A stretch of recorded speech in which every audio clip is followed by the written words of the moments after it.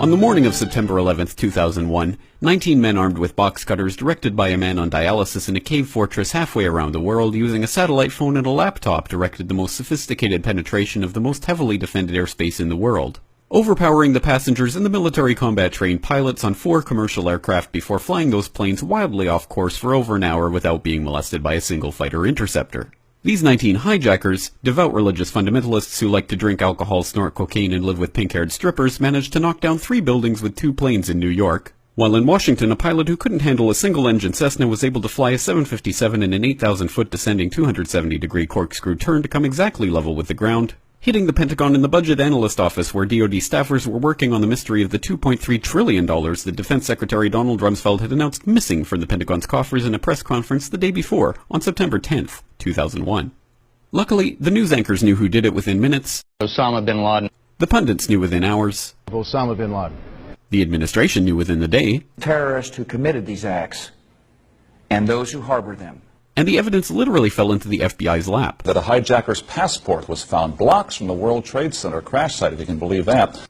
But for some reason, a bunch of crazy conspiracy theorists demanded an investigation into the greatest attack on American soil in history.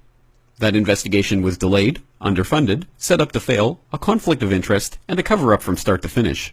It was based on testimony extracted through torture, the records of which were destroyed. It failed to mention the existence of WTC-7, Able Danger, P-TECH, Sibel Edmonds, OBL and the CIA, and the drills of hijacked aircraft being flown into buildings that were being simulated at the precise same time that those events were actually happening. It was lied to by the Pentagon, the CIA, the Bush administration, and as for Bush and Cheney, well, no one knows what they told it because they testified in secret, off the record, not under oath, and behind closed doors. It didn't bother to look at who funded the attacks because that question is ultimately of little practical significance. Still, the 9/11 Commission did brilliantly answering all of the questions the public had, except most of the victims' family members' questions, and pinned blame on all the people responsible, although no one so much as lost their job, determining the attacks were failure of imagination. Because Nobody in our government, at least, and I don't think the prior government that could envision flying airplanes into buildings. Except the Pentagon, FEMA, NORAD, and the NRO. The DIA destroyed 2.5 terabytes of data on Able Danger, but that's okay because it probably wasn't important. The SEC destroyed their records on the investigation into the insider trading before the attacks, but that's okay because destroying the records of the largest investigation in SEC history is just part of routine record keeping. NIST has classified the data that they used for their model of WTC-7's collapse, but that's okay because knowing how they made their model of the collapse would jeopardize public safety. The FBI has argued that all material related to their investigation of 9/11 should be kept secret from the public, but that's okay because the FBI probably has nothing to hide.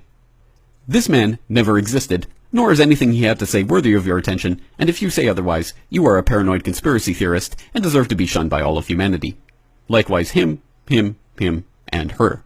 And her, and her, and him. Osama bin Laden lived in a cave fortress in the hills of Afghanistan, but somehow got away. Then he was hiding out in Tora Bora, but somehow got away. Then he lived in Abbottabad for years, taunting the most comprehensive intelligence dragnet employing the most sophisticated technology in the history of the world for a decade, releasing video after video with complete impunity and getting younger and younger as he did so, before finally being found in a daring SEAL team raid which wasn't recorded on video, in which he didn't resist or use his wife as a human shield, and in which these crack special forces operatives panicked and killed this unarmed man, supposedly the best source of intelligence about those dastardly terrorists on the entire planet. Then they dumped his body in the ocean before telling anyone about it. Then a couple dozen of that team's members died in a helicopter crash in Afghanistan. This is the story of 9/11, brought to you by the media which told you the hard truths about his head could be seen to move violently forward. And they took the babies out of incubators. And mobile production facilities. And the rescue of Jessica Lynch. If you have any questions about this story, you are a batshit paranoid tinfoil dog-abusing baby hater and will be reviled by everyone.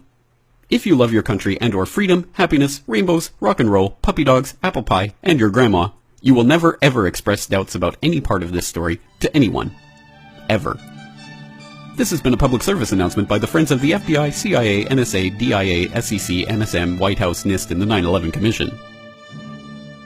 Because ignorance is strength.